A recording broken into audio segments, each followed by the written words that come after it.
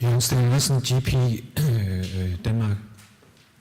You said that we should go on with interventions even though we don't have any evidence for them. This, I think, is a very strange and strong statement. I mean, you have showed us that all these dreadful computer-supported decision tools, they don't help us, and we switch them off because we can't, they get in the way between us and the patient, and we can't really have time to deal with all these strange alerts. I like very much the traffic post sign that you showed us. So we have to put them away, and then we have to discuss with the patient, what are you feeling, what are you actually experiencing with this medication. I think that this last statement about putting in interventions without evidence perhaps should be modified in that those who make the intervention should have a closer knowledge of the daily life of the GP.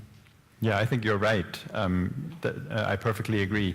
I think there have been implemented quite a few interventions to improve patient safety without having real good evidence for them, and it would be kind of awkward to be very purist now and say we do away with it, and now we start all over again, go back to having more errors, because then we want to investigate how we can reduce them.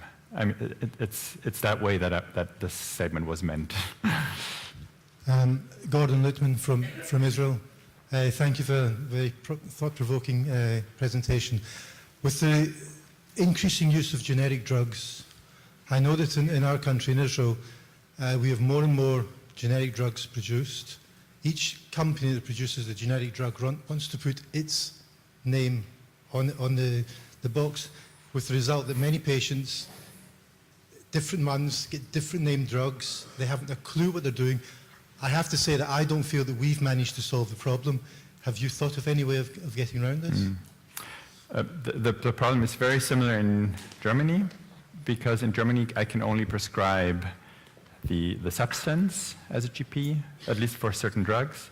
I can only prescribe the substance, and the patient gets the drug in the pharmacy that from the company where the insurance company has a contract with. And this may change, you know, if they make a contract with one company for a year or 2 years, and then after that, all of a sudden they make a contract with another company, and with the same prescription, the patient gets a different medication. It looks different, the color of the box is different, the name may be slightly different. This is a big problem. I think so. I don't really have a solution to it.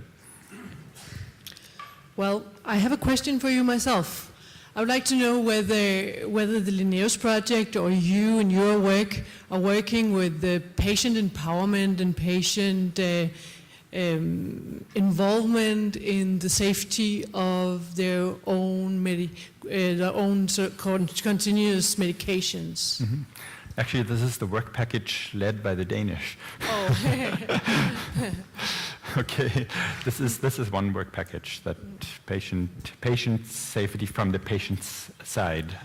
One could think that the more people get online. The patient level is very important in increasing patient safety. We have to increase patients' awareness of the risk they are taking when they go to the doctor. Thank you very much. Let's give